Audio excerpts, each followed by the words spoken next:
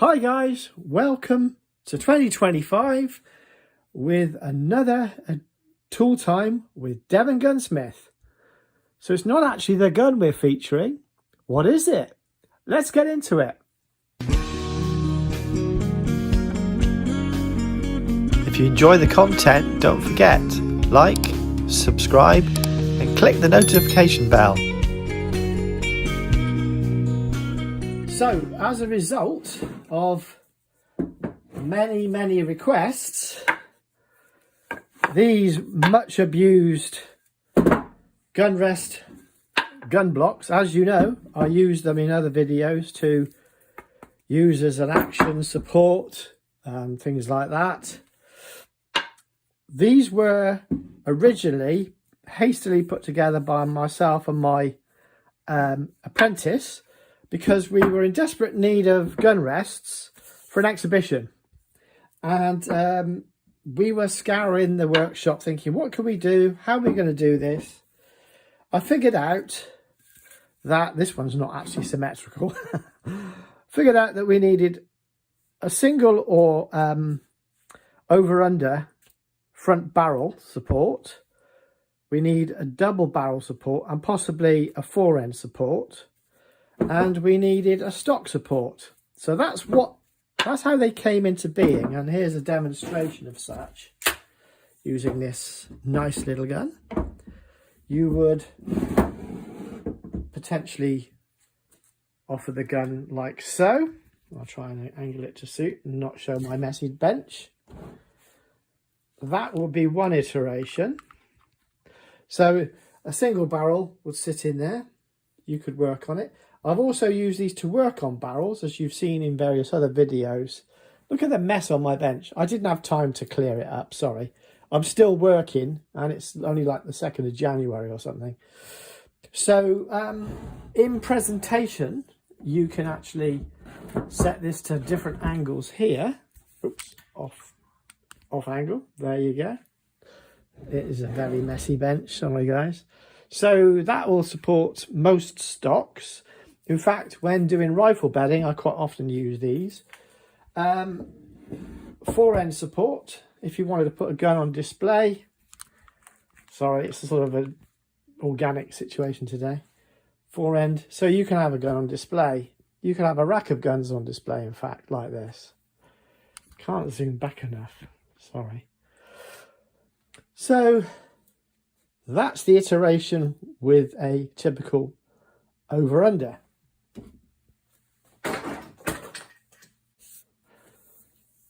And with a nice side-by-side. Need to go freehands on this, don't I? So this is how the side-by-side works. And obviously resting in the back. It's super solid, won't move anywhere. And again, gun shops could use these for displays, I guess. But it's useful when you need to stabilize a gun, say to get a screw out, maybe like a top lever screw or something like that, or when you want to get the frame action screw, top screw out. It does stabilize the gun amazingly. So you've seen most of the times I'm using these in very much not the display purpose application at all, but actually I'm using them for any other purpose. If I'm doing a bench stock bending, they quite often get pressed into service to clamp the action with. Various different iterations of, they're very useful bench tool. And that's why mine, if you look at mine over here, they're all mucky. They get used and abused. Right. So how do I get these to you? Well, I don't. I'm going to have to send them to you electronically, not via the power of the internet through here. Ooh. Right, so let's get on with that.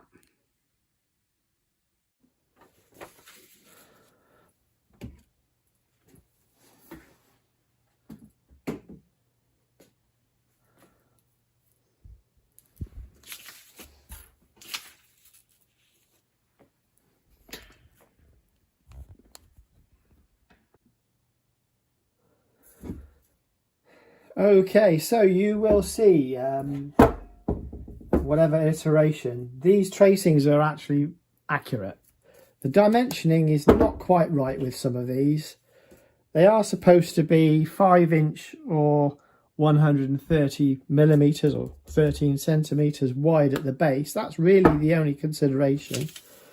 I will give you the full screen of this in a minute, and you can screen grab it.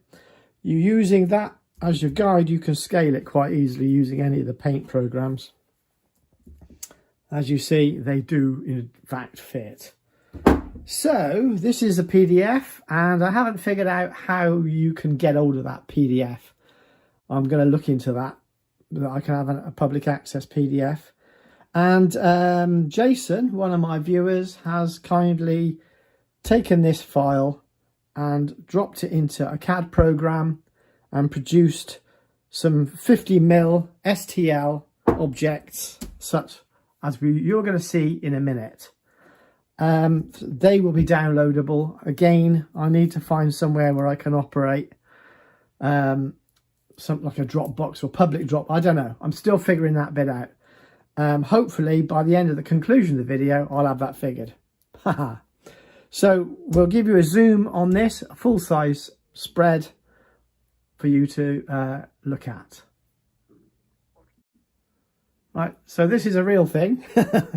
I will put a frame and I will leave you 10 seconds to freeze it and all that stuff. I'll give you notification of that. Initially this will go to members only to start with, and then at about a month's time will be released fully. The full version will be released. These will be downloads. As long as you're definitely a subscriber, and I can confirm that, you will get this one available to you, or like I say, do a screen grab. Okay, this is a live zoom in, and 5" at the base, or 13 centimeters or 130mm. Freedom units is better, good old English and American, of course. So these are offered for non-commercial use under the common Creative Commons style approach. Please attribute me if you use it in any of your work. The STLs are the same. They need to, I will give you attribution to the guy, it's Jason, who's done the actual software for me. Didn't have time. I know it's relatively easy. You drop the image on a CAD program and then you extrude it, blah, blah, blah. It's not rocket science. You can do it with these if you know what you're doing. You've got the smarts for it. So I will post up a still frame and I'll leave it for 10 seconds on the screen for you with a little bit of music.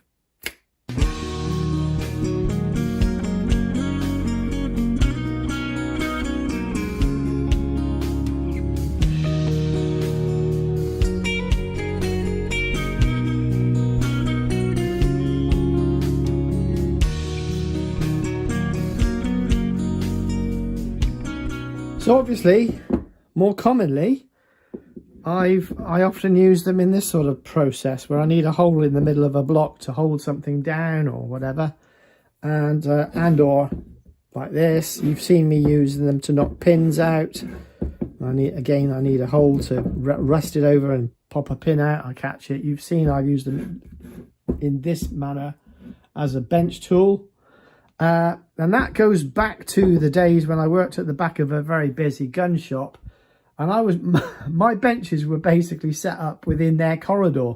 So these guys were bustling back and forth, doing what they need to do, thinking about what they want to get done. And sometimes they'd need to seize one of the benches and they just throw everything aside. And if I had sort of generic scrap blocks, they'd just end up in the bin and I'd not see them do it, and I'd be like, where the hell are they gone? So I ended up using these more continuously because, well, they never threw these away. So yeah, that's one of the other reasons you see them pressed into service as a form of habit, and they are very useful for holding barrels and the like in place. You've also seen me, this is a unfinished project that will be coming up. It's that horrible browning polyurethane coating. You see me working on gun stocks when they're finishing, because I can touch the back and front and just rest them in there, and very little surface contact. Or sometimes you see me do this as well, you know. So they're very useful tool, certainly as display pieces. Now with the STL, if you've got a CNC router cutter, that one's awfully out of sync, but anyway, the STL will enable you to, with a long cutter, to do several plunge cuts, and you can do a pocket cut there on a CNC router or such like. So the STL will give you a physical object, I don't mean physical, a virtual object, of course, but it'll be a representation of these in the most generic form. Interestingly, the eye tends to seem to think that that size bigger than that side. It may be fractionally, but when I folded them over and checked for them to be so, there is a slight variation there. I don't know if you can see that. There it is. So there's a slight. No, there isn't actually. Yeah, no, there's not. There's not. It's not significant to be worried about. But if you wanted to correct the STL, you can do that in your dimensioning software. So, onto the STL on the computer. See you in a minute.